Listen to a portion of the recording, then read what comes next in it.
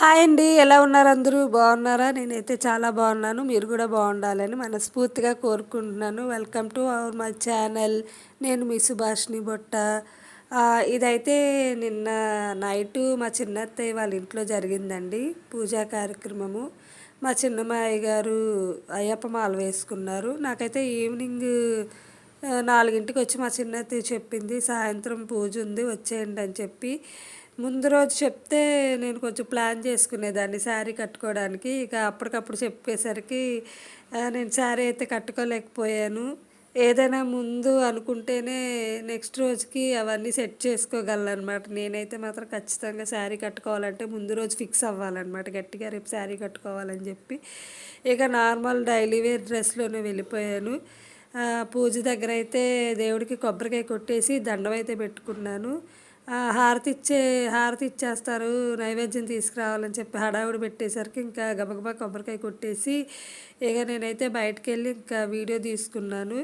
వీళ్ళందరూ మా రిలేటివ్సేనండి, మొత్తం బయట వాళ్ళు ఎవ్వరూ లేరు. మా చిన్నత్తయ్య వాళ్ళ అమ్మాయి, మా ఆడపడుచు వాళ్ళ తోటికోడలు, మా తోటికోడలు, తోటికోడలు వాళ్ళ హస్బెండ్, ఇంకంతా మొత్తం అందరూ రిలేటివ్సే. వీళ్ళందరూ ఎవ్వరు బయట వాళ్ళు కాదు. ఇక పూజ అయ్యేసరికి 10 అయిందండి. పూజ అయ్యేసరికి 10 అయిపోయింది. ఇది నైట్ పూజ కాబట్టి టిఫిన్ సెక్షన్ పెట్టారు. టిఫిన్ సెక్షన్ వచ్చేసరికి ముందైతే మరి భజన అయిపోయాక స్వాములు అయ్యప్పలు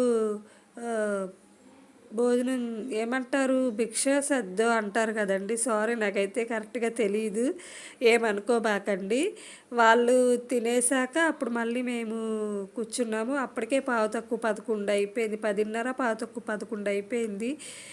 అప్పటి వరకు చాలా ఆకలి అనిపించింది. కానీ తీరాపోసి మన ప్లేట్లలోకి వచ్చేసరికి ఇంకా టైం దాటిపోయేసరికి పెద్దగా ఇంకా ఆకలి అనిపించలేదు, తినాలనిపించలేదు.